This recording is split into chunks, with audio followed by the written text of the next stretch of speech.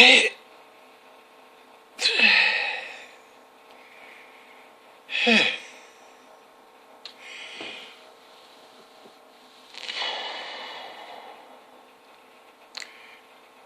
still can't believe it happened.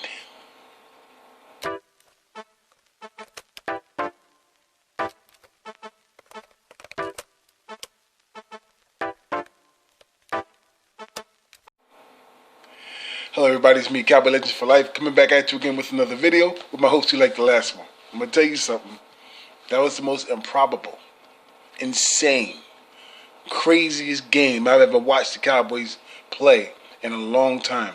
Probably ever since maybe the Tony Romo game, the Cowboy game with Tony Romo against the opening season against the Giants. And he threw the touchdown, winning touchdown to win and stuff. So that was exciting. But maybe the most improbable game, because you had to be there to see it. And the moment it took. This was back in '79, and we was playing the Redskins, and Roger Staubach was at the helm. This was his last game. I'm sorry, this was his last regular season game in his career. He had retired after that season, and it was his great one. It was a great one. And he rarely threw 300 yards in a game, but when he did it when he needed to. That was the great thing about that man. He was a balanced quarterback, all right? And it was, in the world we should have won that game. And for some reason we knew in that game that when they stopped John Riggins, okay? I think it was D.D. Lewis stopped John Riggins. I remember it like it's yesterday. And ended him up. And the Cowboys got the ball back in fourth down. And they went for the fourth. They went for the fourth down and got the ball back. And they marched on that field, man, and pulled that game out with a Tony Hill touchdown, bro. It was beautiful. That was a beautiful game. And I still remember it, man, because we were getting, my cousin and I, my brother and I, we were getting yelled at from everybody during the entire game because we were getting our ass kicked by the Redskins. And when they pulled that game out, we couldn't find nobody. They were literally hiding under their mother's bed. Mom's bed. We had to pull them out from under the bed. It was I remember that shit like it was yesterday. But that was improbable. This game yesterday, it topped a lot of it topped it all.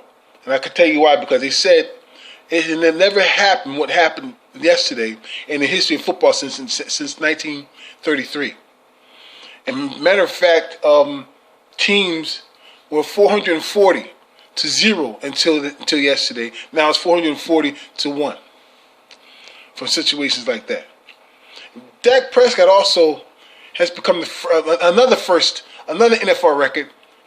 How many NFL records he got to break, okay, to get his money? But he threw for 450 yards and rushed for 3 touchdowns in a game. Never happened before in life, and it happened, okay.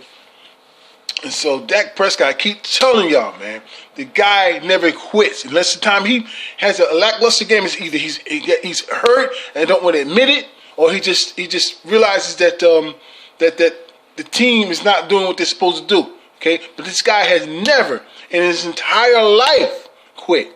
He's never quit, bro. Okay, he'll never quit. He'll keep coming at you no matter what. Now, how many times you knock him down, he's going to get right the hell back up and get that ball and throw it again, okay, and lead that team again. It's an amazing fella, bro. That's leadership, what you see, all right? So people keep telling that crap about what quarterbacks do this, what quarterbacks do that. I don't want to hear that. I know who's got more talent than another quarterback in this league. I know who doesn't, okay? I know who's overrated, and I know who isn't, okay? So I know for certain that Dak Prescott is a fucking leader. Dak Prescott is a man that is beyond all, okay, when it comes to battles on the field. He will never give in, ever. You see him took control of the game a bit. Even in the first game of the season, he took control. That's the only way we got back in the game, when he took control of it, okay? When you start to run around and shit, and trying to find open holes for a first down, you're doing something. And, that man's a tank. He knocked out, what's the name, number 20, what's the name on the... This game, too. No, the last week's game. He knocked that guy out, boy, from the Rams. Knocked his ass out, okay, on the field. So, Go check the play when Dak Prescott went to the end zone. They called it back, but he fucked that dude up, bro. Okay, he's a tank. The man is a fucking tank. You can't hurt him. Even when they got another 30 hit on him yesterday. I forgot which Atlanta Falcon player that hit him in the head, helmet to helmet hit. What's wrong with me, man? I'm sorry. But the thing is that he got a little woozy, got up, and then they tried to get him to leave the field. He said, fuck that. I'm getting back out there. I'm Dak Prescott. I don't quit. Shit, man. Anyway, so that was a great game, man. That was a great game. And people calling the Atlanta Falcons probably the dumbest team in football history, man. They said, look, I can't disagree with it, but give the Cowboys some credit of winning that game because they gave up 3 turnovers. All right? That's what, you know what I'm saying? This is a resiliency. They gave up 3 turnovers in the first quarter and was down 20-0. All right? So I don't want to hear anybody. You don't sit there and just think you're going to come back if you're not putting yourself back into the game. They didn't hand us the game, because they didn't get any turnovers. We got no turnovers from them. So they didn't hand us the damn game. We had to fight tooth and nail, and that was led by a quarterback that's a fucking second to none, as far as I'm concerned. All right, so I don't want to hear it. Look what happened with the other division, the other teams in our division. All right, the Redskins got handled.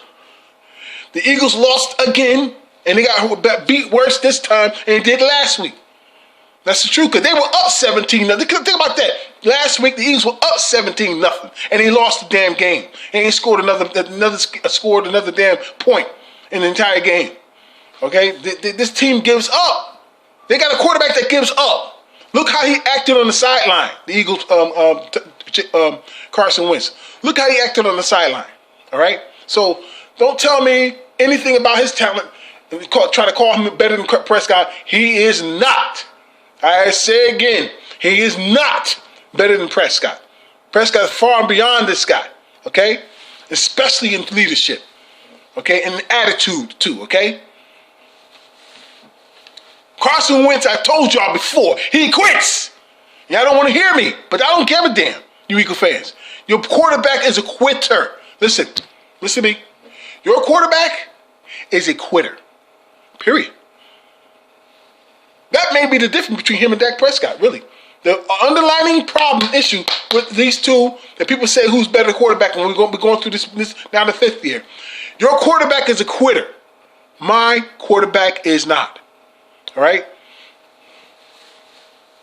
And so anyway, I'm talking about also the Giants game. And then Daniel Jones, man, I think Daniel Jones is biting off more than he could chew right now. Maybe he might become a good quarterback in a couple of more years. Give him a couple of more years, bro. But people just rush the people just like, hey, he's just better than he's just better than this quarterback and that quarterback. I even heard what's the name? Colin Cowturd say, for instance, that Daniel Jones was a better quarterback than Prescott. Like, remember that soliloquy he did last year?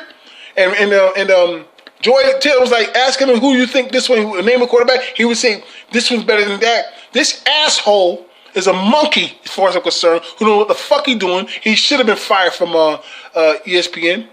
ESPN. He went to FS1, wherever he is. I don't care. He's an idiot, okay?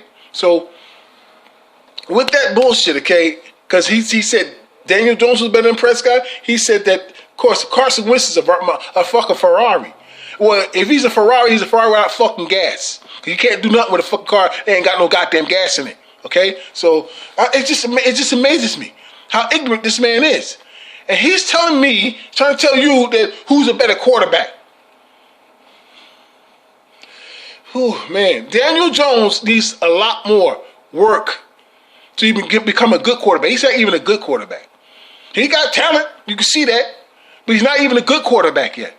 So in that division, the Eastern Division, don't sit there and tell me, because Haskins ain't showing, he's too inconsistent.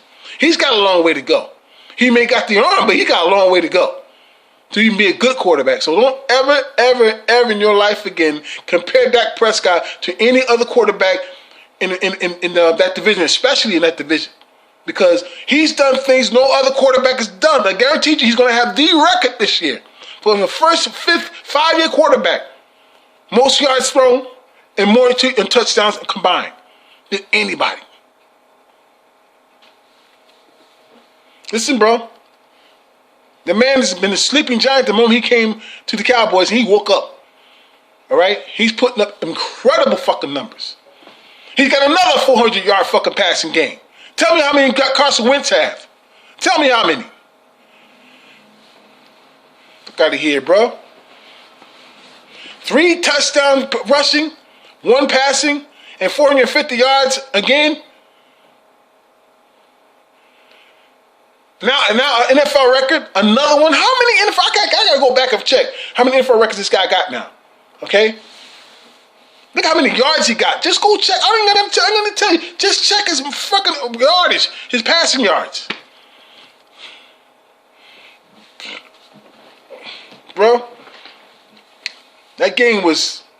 It was something funny about that game.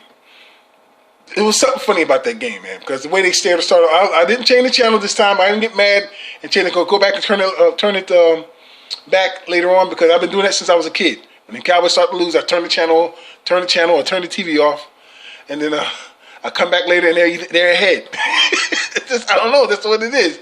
But this time I didn't turn it off. I took the punishment, and I saw what was developing. I said, nah. Oh man, God, man. And you can see the red. You saw it in their face. The Atlanta Falcons begin to panic. You saw it in what's the head coach name again right now? I forgot his name right now. I'm sorry, but you saw it in his eyes. He's beginning to panic because when the Cowboys got missed the 2-point conversion, this guy jumped up and down. Oh my God, he missed the 2-point conversion. They missed it. Wow. Okay, dude, calm down. You're winning. You're gonna win the game. Don't worry. That's where they were at. The mentality was that, damn, man, we're being backed against the wall. We had them on the ropes and couldn't knock them out. But listen, Cowboys is a good team. I just don't like our defense right now. Look, Mike Nolan, listen, take my word for it. I've been watching him for years. Mike Nolan's a damn good coach, bro. He's a damn good defensive coach. So you're going to see improvements. You saw in those moments in both these first 2 games of the season, when he started telling them to put pressure on the damn front line, they played better defensively overall. That's what they need to do in the beginning. Don't wait till the goddamn doggone second quarter or wait till the third quarter. Do it in the first quarter. Then he got to get off of that. We got rid of Marilyn for that bullshit. You understand? Do it in the first quarter. Do some stunts if you have to. Something. But don't let them stand there and let somebody, like Matty Ice and somebody like Goff, 2 quarterbacks who can't take pressure at all. They can't. They can't take pressure. If you put enough pressure on them, they crack. And you saw how they started getting on Matty Ice in the late in the fourth quarter. They stopped them. They started coming up with plays to stop him. Okay, so. But the defense overall did not play very well yesterday. And the offense carried this team. But you can't have a championship without a defense. That's not going to happen. I don't give a damn who you think you are. Okay? You could be Tom Brady personified back in his prime years with the Patriots, and he ain't pulling off shit without a defense. All right? You got to have, listen, offense wins games. Defense wins championships. Okay? That's a fact. Remember that. So, with that, man, that was a great moment. I forgot now. I'm going to make a stupid moment and say who we play next, because I didn't check. I was so damn excited. I forgot who we play next. I think it's Seattle. I'm not sure who it is. I don't say it's Seattle again, but I'm not going to say that. But the thing is that who we play, that defense got to come out stronger than that. I'm not liking the way Brown was playing. I wasn't liking the way Diggs was playing, but he played better during the later part of the game. Yes, the Diggs did play a lot better. He did. But when your opportunity is that to get a turnover, you cannot drop the ball. And this team continued to do it no matter who you put out there in the Cowboy uniform and the defensive back. You get a chance to freaking catch an interception, you gotta hold on to the damn ball, man. Diggs too. I don't want to hear no excuses. There ain't none. Don't act cute if you drop the ball like, I could have had it. Yeah, man, good play. No. You're an asshole if you can't catch the ball. This is why you play defense, everybody. The real truth of the matter is, of a defensive player, primarily, not Deion Sanders, that's different. But the thing is that a real defensive player who's great once first tried offense and couldn't. That's why he's defensive. So, but the truth is that no matter who you play, you got to learn how to catch the ball. That's why you have drills. That's why you have practices to learn how to catch the ball. You got to catch the ball, man. If you're breaking up a play and you get a chance to interception, don't drop it. Don't be an asshole. I can't take that. I cannot. I'll jump off my seat and scream and yell, man. I can't do that. You can't do that. Get the damn ball. This team still can't take away the pluses and minuses. This is one of the worst moments in freaking Atlanta Falcon history, and they still didn't get a turnover. The Cowboys didn't get no turnover from them. Still didn't get one. You might think of that onside kick was a turnover, but not really. I'm talking about an official one. Damn, and they still won the ball game. Anyway, thank y'all. Till next time, go Cowboys.